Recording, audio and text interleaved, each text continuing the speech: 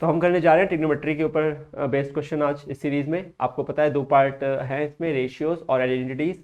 Complementary वाला part हटा दिया गया है, 2020 के सिलेबस से, तो बूस्टर में नहीं होगा। क्वेश्चन 1 लिखा है if tan theta is equals to a by B then एक गिवन एक्सप्रेशन है वो किसके बराबर होगा।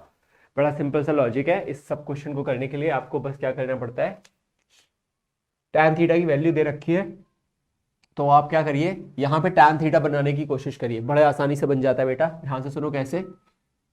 ये जो एक्सप्रेशन लिखा हुआ है a sign theta plus b cos theta upon a sine theta minus b cos theta, ठीक है। ये जो भी एक्सप्रेशन लिखा हुआ है इसमें tan अगर बनाना है तो cos को बाहर निकाल लो। ऐसा क्यों कह रहा हूं मैं, क्योंकि तब साइन बाय कॉस बन जाएगा। यहाँ पे जिसके पास एक्सप्रेशन है कॉस का उसके पास से तो कॉमन आ जाएगा, और जिसके पास नहीं है उसके डिवीजन में पहुंच जाएगा। तो ये हो जाएगा a sign theta by cos theta plus b brackets cos theta. तो जब मैंने कॉस थीटा को पिक आउट किया, मैं यहां भी लिख सकता था पर ठीक है, यहां मैं था ना तो मैंने सोचा उधर लिख देता हूं कुछ भी। तो ये इधर आ जाएगा कॉस थीटा, इसके पास नहीं था तो इसके डिवीजन में चला जाएगा, डिवाइड बाय नीचे से भी सेम कॉस थीटा जाएगा बाहर, तो ये हो जाएगा sine theta by cos theta minus B bracket में यहाँ आएगा कॉस थीटा। ये एक्सप्रेशन चला जाएगा। साइन बाय कॉस क्या होता है, टैन होता है, सबको पता है अब तो ये हो गया A tan theta plus B upon ये आएगा A tan theta minus B. तो यहां से ए टैन थीटा क्या दे रखा है, ए बाई बी, तो ये सिंप्लीफाई करते हैं तो ये आएगा A into A by B plus B upon A into A by B minus B, ठीक है। यहां तक आएगा दिखता है। तो इस पार्ट को सिंप्लीफाई करेंगे तो क्या आएगा, A square by B plus B, यहां लिख रहा हूं, ठीक है, A square by B plus B upon यहां आएगा A square by B minus B. आपका बस एक छोटा सा काम रह गया है, एलसीएम लीजिए b को, इधर भी एलसीएम में b आएगा डिनोमिनेटर में, इधर भी एलसीएम में b आएगा डिनोमिनेटर में, दोनों के वो डिनोमिनेटर वाले b कट जाएंगे। तो ये हो जाएगा A square plus B square upon A square minus B square, क्योंकि ये b इंटू बी स्क्वायर हो जाएगा, b इंटू बी स्क्वायर हो जाएगा, और ये वाला जो एक्सप्रेशन है ये b वाला दोनों टर्म कैंसिल हो जाएगा। तो आंसर आएगा ये वाला, option number 1 is the correct.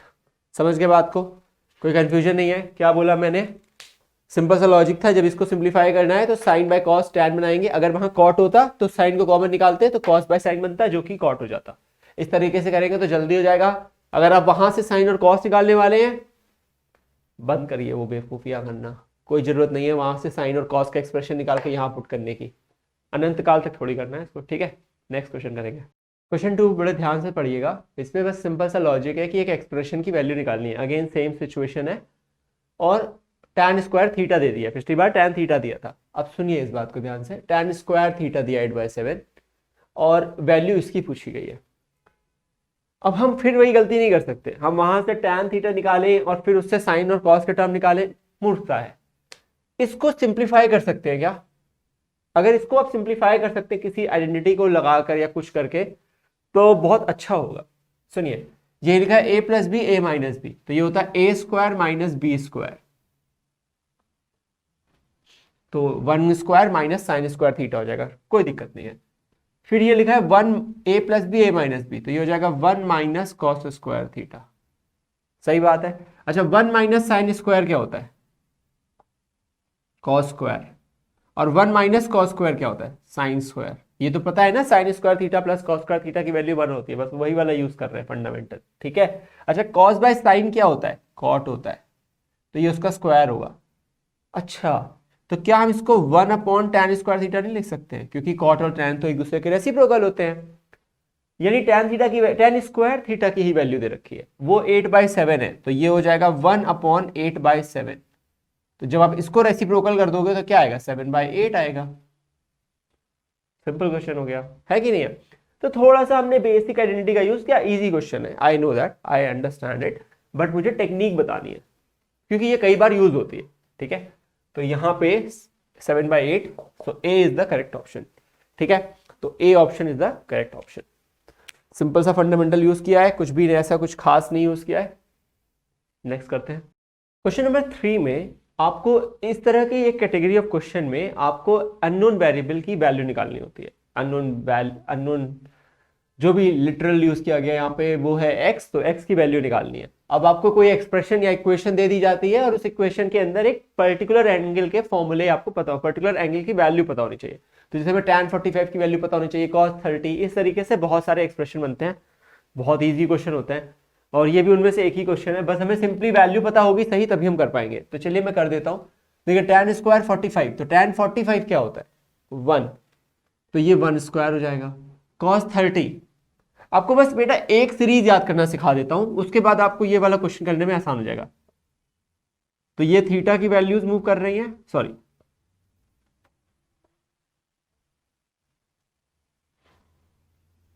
तो यहां पे थीटा की वैल्यूज मूव कर रही हैं और यहां पे ट्रिग्नोमेट्रिक रेशियो की वैल्यू मूव कर रही है, ठीक है। तो थीटा की वैल्यू 0 डिग्री के लिए एक बार बस वैसे रट गई होगी लेकिन मैं बस बता देता हूं, ठीक है। बस एक याद करी जाती है, हमेशा याद रखिएगा, बस एक याद करी जाती है, पहली वाली जो है कि साइन थीटा की है, फिर सब बनता चला जाता है।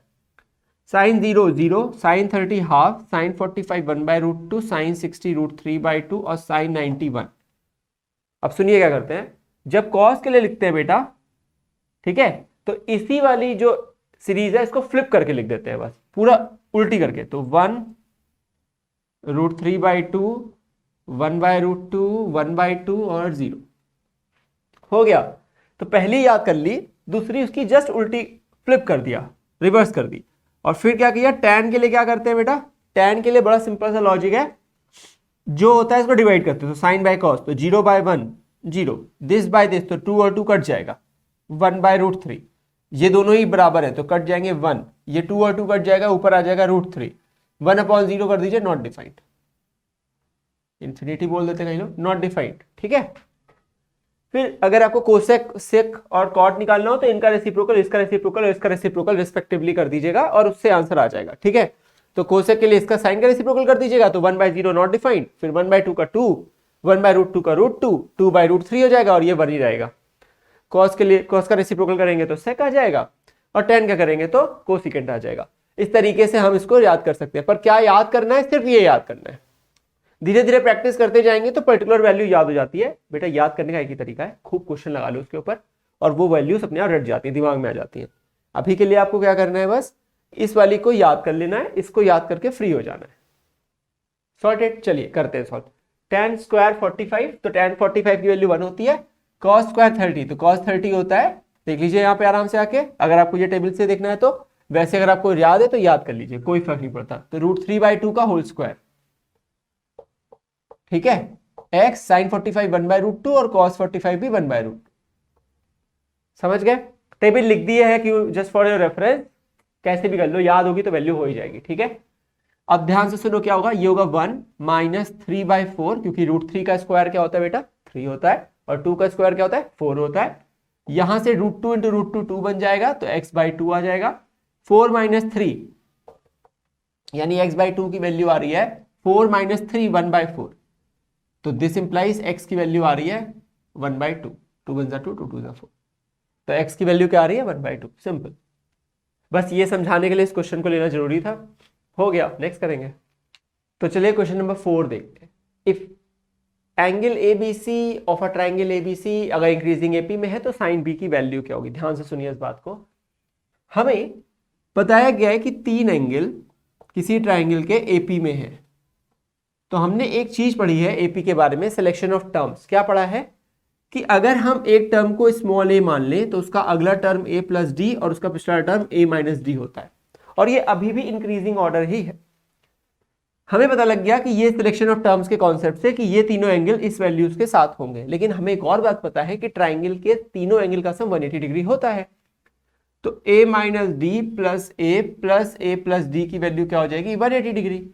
तो यहां से 3a की वैल्यू कितनी आ जाएगी 180 डिग्री, या a की, अरे a नहीं लिख सकते सॉरी, a की वैल्यू क्या आ जाएगी 60 डिग्री। हम d नहीं पता कर सकते, यानी हम बचे हुए दोनों एंगल नहीं पता कर सकते, पर क्वेश्चन ने पूछा क्या है साइन b, और b कौन सा एंगल है a, तो सही है। तो कुल मिला के हमें क्या निकालना है, सिर्फ साइन ऑफ 60 डिग्री, क्योंकि b कौन सा एंगल है, this implies angle b is 60 degree. तो साइन 60 क्या होता है √3/2, समझ गए? आ गई बात समझ में? कोई कंफ्यूजन नहीं है? आप डी नहीं पता कर सकते, यानी आप बचे हुए दोनों एंगल नहीं पता कर सकते, अब वो कुछ भी हो सकता है। आपके दिमाग में ये आ रहा होगा कि अरे सर ऐसा ऐसा ही तो ट्रायंगल होगा, क्या दिमाग लगा रहे हो आप?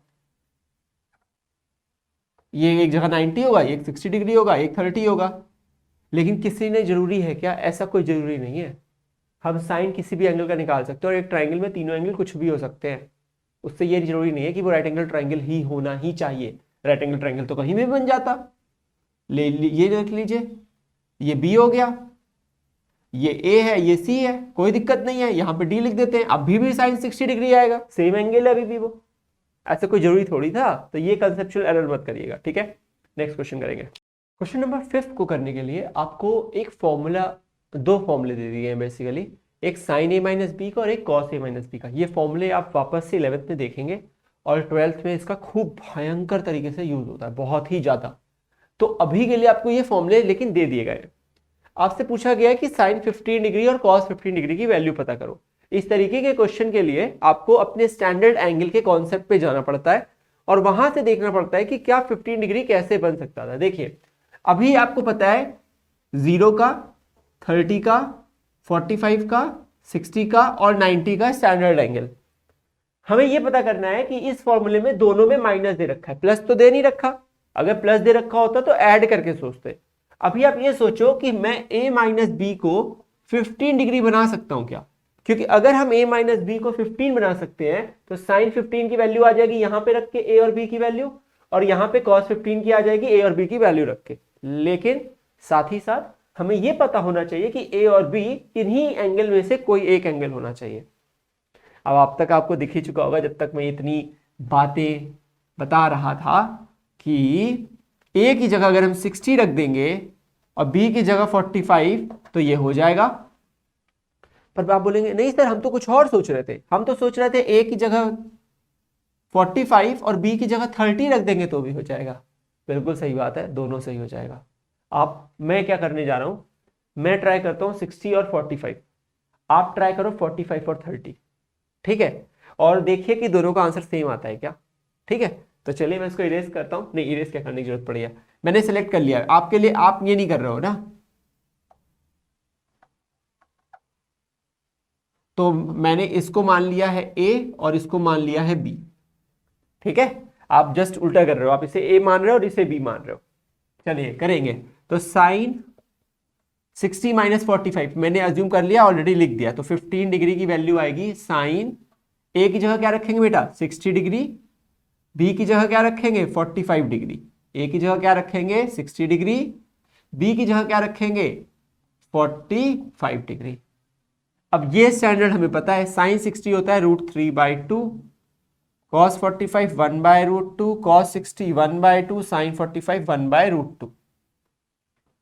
तो ये जब आएगा 2√2, ये भी आएगा 2√2, तो बेसिकली √3 - 1 आंसर आ जाएगा √3 - 1 अपॉन 2√2। समझ गए बात को? इजी था। अच्छा, फिर cos 15 के लिए क्या करेंगे, सेम अप्रोच लगाएंगे बेटा। अब की बार फिर इस वाले फॉर्मूले में a की जगह 60 और b की जगह 45 रखेंगे। तो cos of 60 cos of 45 cos A plus यहां पे साइन ऑफ 60 साइन ऑफ 45। चलिए सिंप्लीफाई करते हैं। cos 60 1/2, cos 45 1/√2, sin 60 √3/2, sin 45 1/√2। Simplify करेंगे, ध्यान से देखिए, ये 1 प्लस √3 हो जाएगा और 2√2 एलसीएम दोनों का कॉमन है, डिनोमिनेटर दोनों का कॉमन है। तो 1 प्लस या √3 + 1 लिख लीजिए आप, √3 + 1 अपॉन 2√2, और ये आ रहा है √3 - 1 अपॉन 2√2। आप क्या करिएगा 30 और 45 पे करके देखिएगा। थोड़ा अलग टाइप का क्वेश्चन था, थोड़ा अलग सा था, इजी था, पर कुछ बताना था ये फॉर्मूले के बारे में, 11th में काम आएंगे इसलिए बता दिया। नेक्स्ट करेंगे। क्वेश्चन नंबर 6 को करने के लिए आपको एक आइडेंटिटी पता होनी चाहिए 1 + tan² वाली, ठीक है। और उसके हिसाब से आपको साइन सीकेंट टैन की वैल्यू निकालनी है। अगर वो आइडेंटिटी पता होगी तो क्वेश्चन बहुत जल्दी हो जाता है।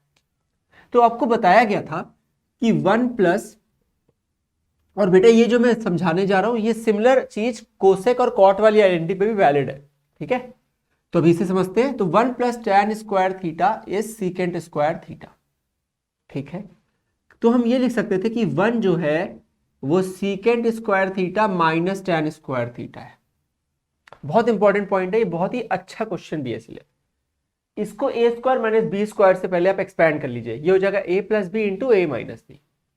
तो ये हो जाएगा secant theta plus tan theta times secant theta minus tan theta is equal to 1। इसका मतलब आप समझे क्या हुआ, ये दोनों एक दूसरे के रेसिप्रोकल है, क्योंकि मैं secant theta plus tan theta को 1 upon secant theta minus tan theta लिख सकता हूं, और secant theta minus tan theta को 1 upon secant theta plus tan theta लिख सकता हूं। इसका मतलब ये दोनों एक दूसरे के क्या है, रेसिप्रोकल है। तो अगर मुझे पता है कि secant theta plus tan theta की वैल्यू p है, तो secant theta minus tan theta की वैल्यू कितनी आ जाएगी, 1/p आ जाएगी।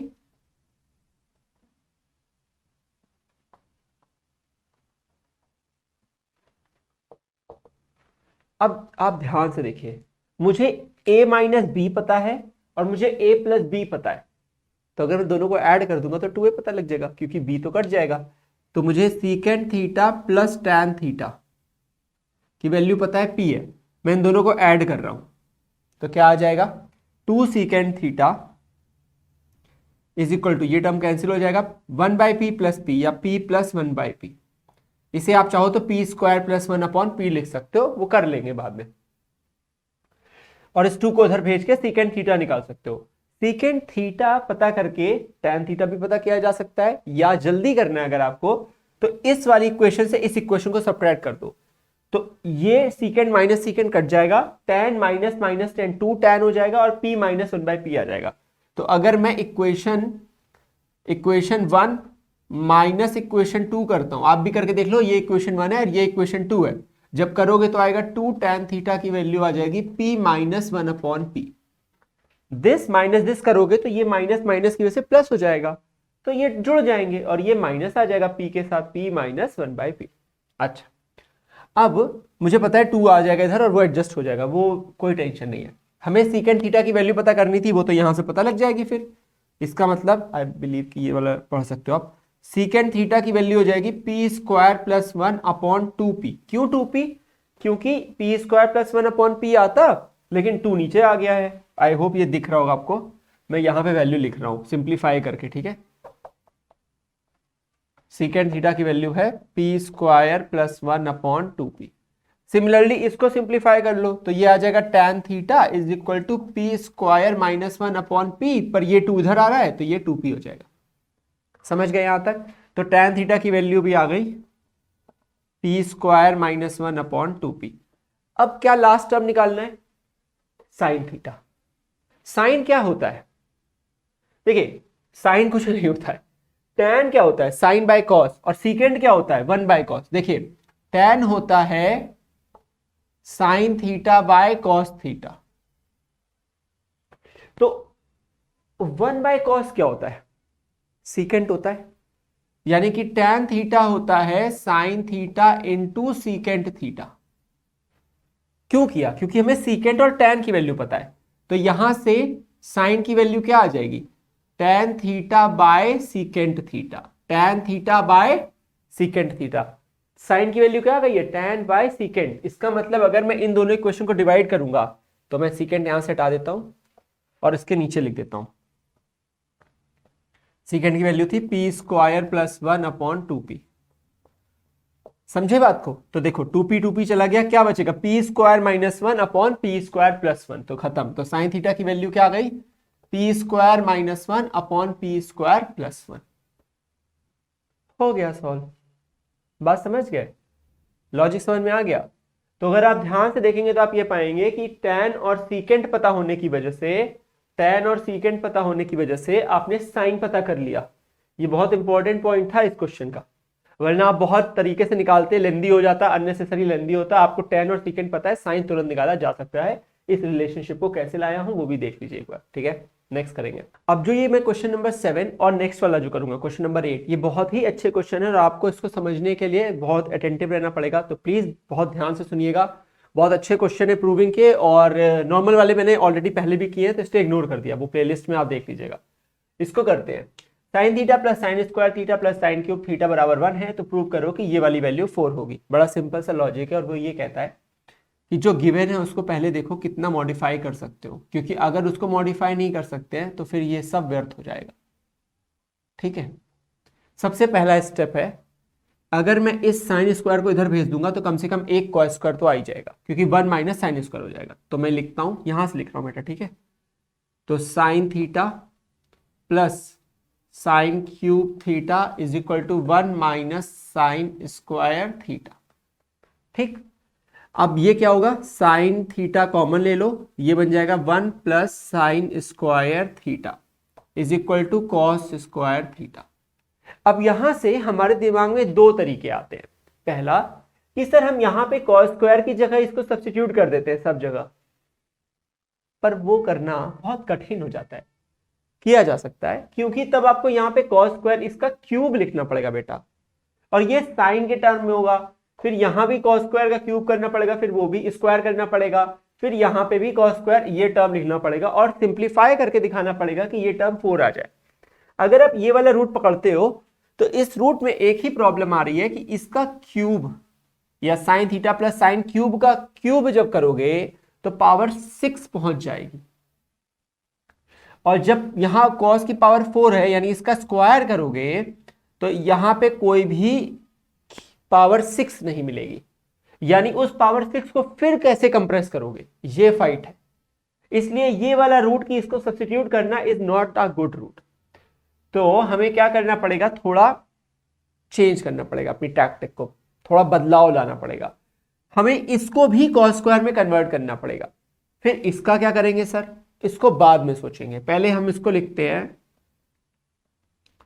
1 प्लस साइन स्क्वायर को भी कन्वर्ट कर देते हैं 1 माइनस कॉस स्क्वायर। कुल मिला के मैं इस एक्सप्रेशन को इस एक्सप्रेशन के बराबर ले जाना चाहता हूं। रादर देन मैं इसकी वैल्यू पुट करता, मैं इस पूरे एक्सप्रेशन को ही मॉडिफाई करता रहूंगा जब तक कि मैं ये पूरा एक्सप्रेशन ना पा जाऊं। मुझे पता है थोड़ा, मैंने पहले ही शुरुआत में बोल दिया था अटेंटिव रहना पड़ेगा, क्यों बोला, ठीक है। ये दो क्वेश्चन के लिए करना पड़ेगा, 7th और 8th, ठीक है। देखो 1 माइनस कॉस स्क्वायर होगा, 1 प्लस 1 क्या हो जाएगा 2। अब हमको एक चीज समझ में आई कि काश, देखो हमने इसको भी साइन स्क्वायर को कॉस स्क्वायर में कन्वर्ट तो कर लिया, ये अकेला साइन क्यों परेशान कर रहा है, ये इसलिए परेशान कर रहा है क्योंकि ये साइन है। अगर आज ये साइन स्क्वायर होता तो आप समझदार हो, ये 1 माइनस कॉस स्क्वायर में कन्वर्ट हो जाता। अगर होता तो हो जाता, तो हम कर देते हैं और हो जाएगा, क्या फर्क पड़ता है। तो ट्राई करते हैं, दोनों साइड का होल स्क्वायर कर देते हैं, घबराएंगे नहीं क्योंकि हमें पावर 6 तो वैसे भी पहुंचना है। तो चलिए दोनों साइड का स्क्वायर करते हैं, तो ये हो जाएगा साइन स्क्वायर थीटा, ये होगा 2 माइनस कॉस स्क्वायर थीटा का होल स्क्वायर, और ये हो जाएगा कॉस स्क्वायर का स्क्वायर, तो कॉस की पावर 4 थीटा। घबराना नहीं है, बस इस साइन स्क्वायर को फिर से चेंज कर दीजिए 1 माइनस कॉस स्क्वायर में। अब सब कुछ देख रहे हैं आप कैसे हो गया है, और इसको ओपन कर लीजिए a माइनस बी के होल स्क्वायर के ब्रैकेट में।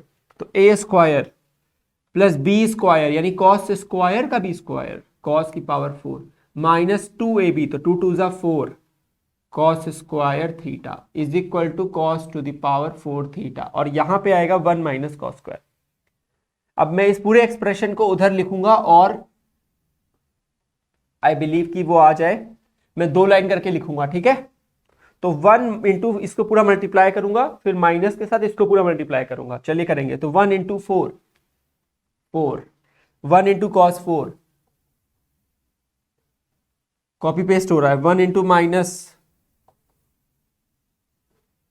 ठीक है। अब इसके नीचे मैं ये वाला टर्म लिखने वाला हूं, माइनस इंटू 4, तो minus 4 cos to the power 2, तो cos square theta, minus into plus, तो माइनस कॉस की पावर 2 है, ये कॉस की पावर 4 है बेटा, तो कॉस की पावर 6 बन जाएगी, तो minus cos to the power 6 theta. लेकिन रुको, सही है, कुछ मत रुको, चलते रहो, minus into minus plus cos square into cos square, cos की पावर 4, और पीछे 4 लिखा ही हुआ था, कॉस की पावर 4 और ये बराबर लिखा हुआ है कॉस स्क्वायर थीटा के, नहीं पावर 4 है, सॉरी।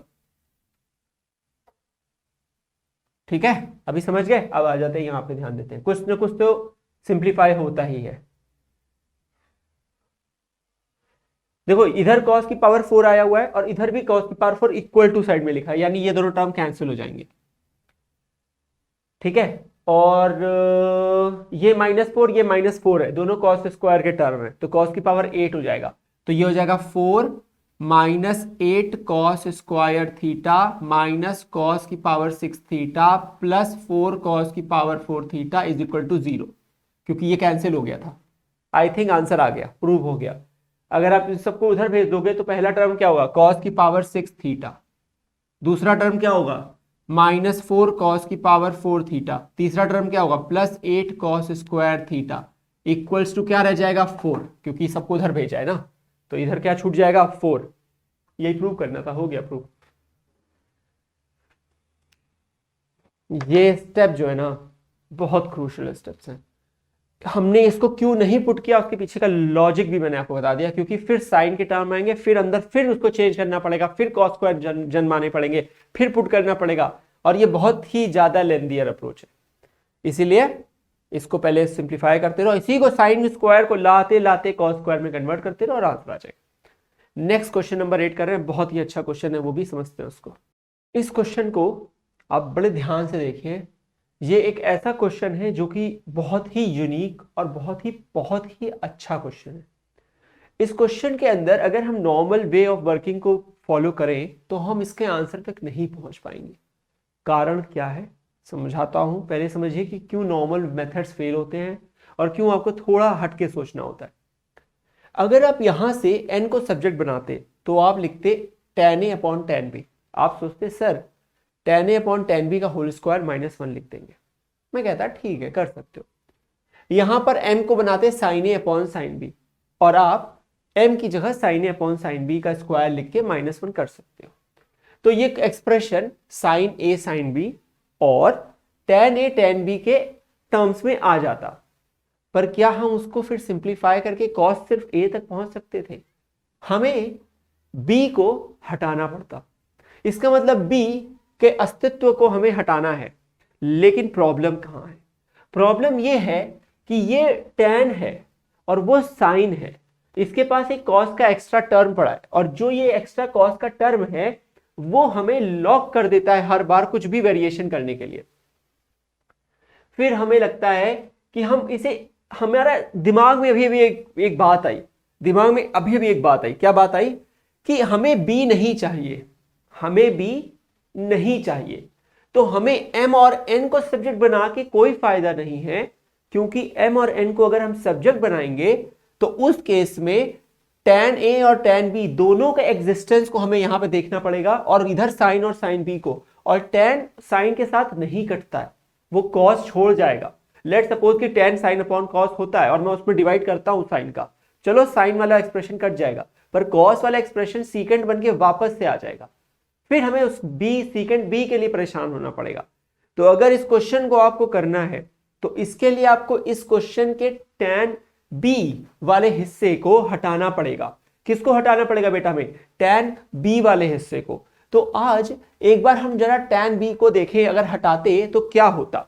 ध्यान से देखिएगा, अभी भी बहुत वेरिएशन होना है, अभी भी हम वहां तक नहीं पहुंचे हैं, लेकिन मैं आपको एक स्टेप पहुंचा के समझा चुका हूं कि क्यों हमें b हटाना है।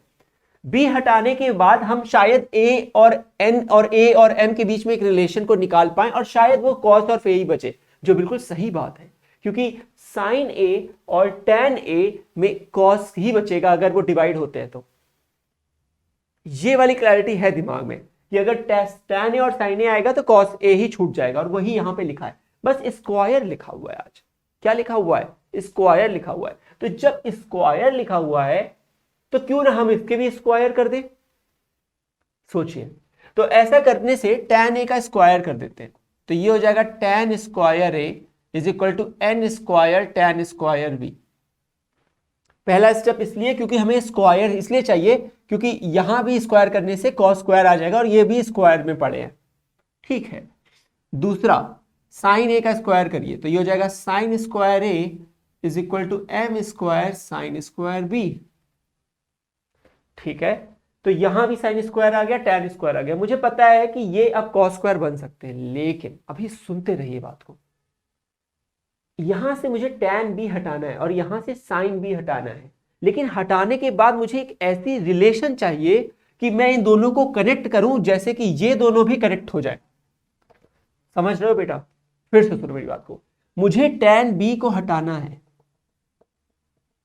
मुझे साइन बी को भी हटाना है, लेकिन मैं यहां से टैन बी और साइन बी को ऐसे बनाऊं कि इनके बीच में कोई एक रिलेशन हो।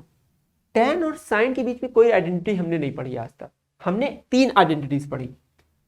Sign square theta plus cos square theta 1 होता है, 1 plus tan square theta secant square theta होता है, और हमने एक आइडेंटिटी पढ़ी 1 plus cot square theta cosecant square theta होता है।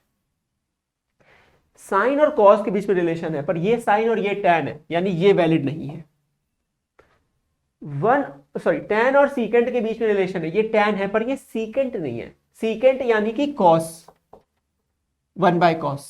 तो हमें 1 बाय कॉस चाहिए था, पर कॉस भी नहीं बन सकता साइन, ये भी वैलिड नहीं है। तीसरी आइडेंटिटी कॉट और कोसीकेंट। कॉट क्या होता है? टैन का रेसिप्रोकल होता है।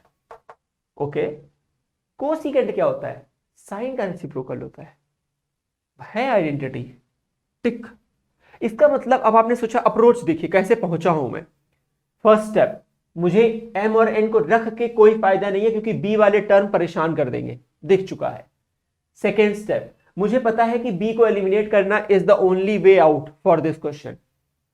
Third step, I want a relation कि उसमें tan और साइन या उनके स्क्वायर, क्योंकि ये स्क्वायर थे, टैन और साइन दोनों के बीच में कोई एक रिलेशन एग्जिस्ट करती हो, कोई आइडेंटिटी हो पहले से बनी हुई, जो है, और सब ग्रेड 10 के डोमेन के अंदर सोचा जा रहा है। तो कॉट और कोसिकेंट। कॉट क्या है? टैन का रेसिप्रोकल। तो क्या करते हैं, इसको इधर भेजते हैं, इसको इधर भेजते हैं, तो ये हो जाएगा 1 बाय टैन स्क्वायर, ये हो जाएगा n square by tan square. आप समझ रहे हो, लॉजिक समझ रहे हो क्यों किया गया, उस क्यों को समझो बेटा। तो ये हो जाएगा कॉट स्क्वायर बी, ये हो जाएगा n स्क्वायर कॉट स्क्वायर ए। अभी पता नहीं है, शायद इसमें कॉट लिखना फायदा था कि टैन में ही फायदा था, आई एम नॉट अवेयर, बस लिख दिया हूं, लिख के छोड़ दे रहा हूं। इसको चेंज करना, इसको साइन को इधर भेजेंगे, इसको इधर भेजेंगे, तो साइन स्क्वायर बी 1 अपॉन आ जाएगा, ये हो जाएगा M square upon sine square A. अब क्या ये कोसेक स्क्वायर लिख के फायदा है? कुछ नहीं पता, अभी छोड़ दे रहा हूं ऐसे, इसको भी ऐसे ही छोड़ दे रहे हैं। ठीक है, और ये हो जाएगा cosecant square B is equal to M square by sine square A. अब आप समझे क्या हुआ? कॉट स्क्वायर कोसेक स्क्वायर है रिलेशन, पर रिलेशन ये थोड़ा अच्छी कर देते हैं। ये रिलेशन है कि cosecant square B minus cot square B की वैल्यू 1 होगी। आई बिलीव कि यहां तक हाँ दिख तो रहा है। Cosec square B minus cot square B की वैल्यू क्या होती है? 1 होती है। तो this minus this equals to 1, यानी M square by sine square A minus N square by tan square A की वैल्यू 1 होती है। सब कुछ सही है। हमें m और n के बीच में एक रिलेशन चाहिए थी, हमें उसमें सिर्फ a का टर्म चाहिए था और कुछ नहीं आ रहा। तो अब हमें क्या करना पड़ेगा, इस tan a को बेटा मैं क्या लिख सकता था? ध्यान से सुनो, मैं tan a को साइन बाय कॉस लिख सकता था, तो वो कॉस न्यूमरेटर में पहुंच जाता और डिनोमिनेटर में क्या छूट जाता? डिनोमिनेटर में साइन स्क्वायर ही छूट जाता, क्योंकि tan होता है साइन बाय कॉस, साइन वाला टर्म नीचे रह जाता, कॉस वाला ऊपर पहुंच जाता। पावर 2 है तो पावर 2 दे दी गई। इसका मतलब ये नहीं लिखेंगे, इसका मतलब लिखेंगे साइन स्क्वायर ए और यहां लिखेंगे कॉस स्क्वायर ए। अब देखिए साइन स्क्वायर ए एलसीएम चला गया, ये आएगा M square minus N square cos square A equals to 1। यहां तक समझ गए? अब अभी भी कुछ फंसेंगे अभी हम। अभी देखिए अब क्या फंस रहे हैं हम, ये -1 चाहिए और ये साइन स्क्वायर ए है। बात समझे? इस स्टेप को करने के बाद भी हम फंस गए। क्यों फंस गए? इसका लॉजिक ही यही है, क्योंकि हम यहां साइन स्क्वायर ए तो ले आए पर हमें इसको हटाना है। तो अगर हम एलसीएम ले चुके हैं तो चलिए हम एक काम करते हैं, इसको इसको इक्वल टू कर देते हैं, फिर सोचते हैं कि क्या गलती कर गया हूं मैं। कोई गलती तो कर गया हूं, क्योंकि अब ये हम गलत जगह पे फंस गए, पर निकलेंगे हम एक बाय एक स्टेप्स करके ही बाहर आएंगे। तो M square minus N square, मैंने कहीं कुछ मिस नहीं किया ना, बस ये चेक कर रहा हूँ। tan स्क्वायर ये क्या होता है, sine square by cos square, तो ये ठीक है, तो ये साइन स्क्वायर है, ठीक है। तो इक्वल टू साइन स्क्वायर ए।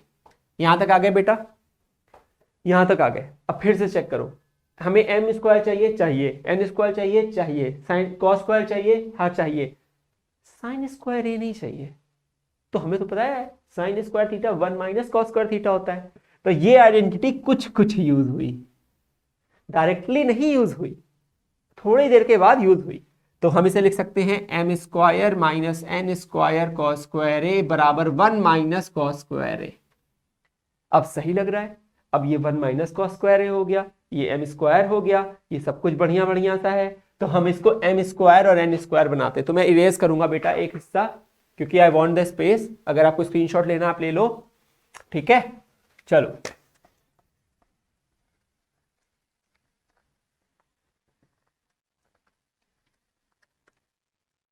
बस ये 2 स्टेप में हो जाएगा बस। अब तो सॉल्व है, ठीक है।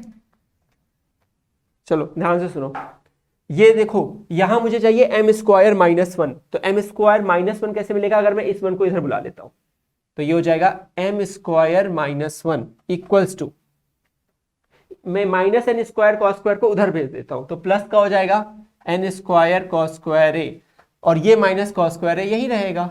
हो गया, सॉल्व हो गया। कॉस स्क्वायर ए कॉमन ले लो, तो यही तो बचेगा, समझ गए। जब हमने कॉस स्क्वायर ए को कॉमन लिया तो यही तो बचेगा, एन स्क्वायर और माइनस 1, क्योंकि कॉस स्क्वायर ए बाहर आ गया। अब इसको नीचे भेज दो, हो गया सॉल्व ना। क्यों हो गया ना, बहुत अच्छा क्वेश्चन था ना। आपको इस वीडियो को दोबारा से देखना चाहिए। इस क्वेश्चन के लिए ही कर रहा था मैंने ये पूरी सीरीज को, मतलब मुझे इस क्वेश्चन को करने का बहुत मन था, और लॉजिक भी था हर चीज को बताने का कि क्यों हो रही है वो स्टेप, क्यों किया गया इस तरीके से। एक और क्वेश्चन है, लास्ट क्वेश्चन है सीरीज में, उसे कर लेते हैं। आई गेस थोड़ा सिंपल सा होगा इससे, तो ठीक है, ट्राई करते हैं। Next question number 9 last question है, क्योंकि मैं प्रूविंग के ऊपर क्वेश्चन ही करना चाह रहा था, और प्लेलिस्ट में मौजूद है और भी क्वेश्चन, आप प्लीज जाके देख सकते हैं उसको। इफ x इक्वल्स टू कुछ दिया है, y इक्वल्स टू कुछ दिया है, z इक्वल्स टू कुछ दिया है, एक्स स्क्वायर, इस एक्सप्रेशन की वैल्यू पूछिए किसके बराबर होगी। तो ये इस क्वेश्चन में हमें सिंपली क्या करना है, बस एक बार ना इस स्ट्रक्चर को देखना है। अगर हमें X square by A square plus Y square by B square करना है, तो करके देखते हैं क्या होता है। एक्स स्क्वायर क्या होता, a square secant square theta cos square phi, ये फाई है बेटा, ठीक है, divide by a square, plus Y square क्या होता, b square secant square theta sine square phi by b square. मैंने बोला था ना उतना टफ नहीं है। 8th और 9th क्वेश्चन, 7th और 8th क्वेश्चन इस पूरे सीरीज का सबसे टॉप नॉच क्वेश्चन है, बाकी सब ऐसे ही है। और अब मैं मैक्सिमम क्वेश्चन नहीं कर सकता ना अभी, मतलब टाइम की कमी है, फिर तो मैं पूरा किताब सॉल्व कर दूंगा। देखो सीकेंट स्क्वायर थीटा दोनों में कॉमन जा रहा है, ये बचेगा कॉस स्क्वायर फाई, ये बचेगा साइन स्क्वायर फाई। तो डरना नहीं था, एक्सप्रेशन बड़े लग रहे थे, पर एंड में कुछ है नहीं इस क्वेश्चन के अंदर दम। तो cos square plus sine square, चाहे थीटा हो, चाहे फाई हो, चाहे अल्फा हो, चाहे बीटा हो, होता 1 है। तो ये बन गया सीकेंट स्क्वायर थीटा। लेकिन हमें तो आंसर जेड में पूछ लिया है, तो हमें पता है सीकेंट स्क्वायर क्या होता है, 1 प्लस टैन स्क्वायर थीटा। तो यहां से टैन थीटा को सब्जेक्ट बना लो, वो होगा जेड बाई सी। तो आंसर आ जाएगा 1 plus Z square by C square. ठीक है, बकवास क्वेश्चन था। This finishes off the booster series for trigonometric. Next वाले में हम एप्लीकेशन करेंगे इसके, यानी वही हाइट्स एंड डिस्टेंस भी बोलते हैं। और भी बहुत सारे क्वेश्चन किए जा सकते हैं बेटा, लेकिन बस वही बात है कि आप समझ रहे हैं क्या हो रहा है। देखिए एक छोटी सी बात सुन लीजिए मेरी, इस पॉइंट पर मैं सभी क्वेश्चन को कंप्लीट नहीं कर सकता। मेरा पास एक लिमिटेड अमाउंट ऑफ टाइम है, आपके पास एक लिमिटेड अमाउंट ऑफ टाइम है, अभी हम उसको एक्सटेंड नहीं कर सकते। तो ये वाले जो कुछ क्वेश्चन मैं करता हूँ, ये अभी के लिए आप मान चलिए कि अच्छे क्वेश्चन है। जितना हो सकता है मैं डिफरेंट टाइप के कॉन्सेप्ट को कवर करने की कोशिश कर रहा हूँ। प्लेलिस्ट में मौजूद और भी क्वेश्चन है, आप उन्हें देख सकते हैं। और अगर आपको इस चैनल पे और भी दूसरे सब्जेक्ट पढ़ने हैं तो वो भी आप पढ़ सकते हैं, क्योंकि बहुत सारे सब्जेक्ट अवेलेबल हैं और बहुत सारी क्लासेस चल रही हैं पैरेलल में। तो प्लीज़ उनको देखिए, कोई कन्फ्यूजन हो तो कमेंट करिए। नेक्स्ट वीडियो में हम जब मिलेंगे तो हम ट्रिग्नोमेट्री की एप्लीकेशन कर रहे होंगे। Till then, thanks for watching, will see you in the next video, take care.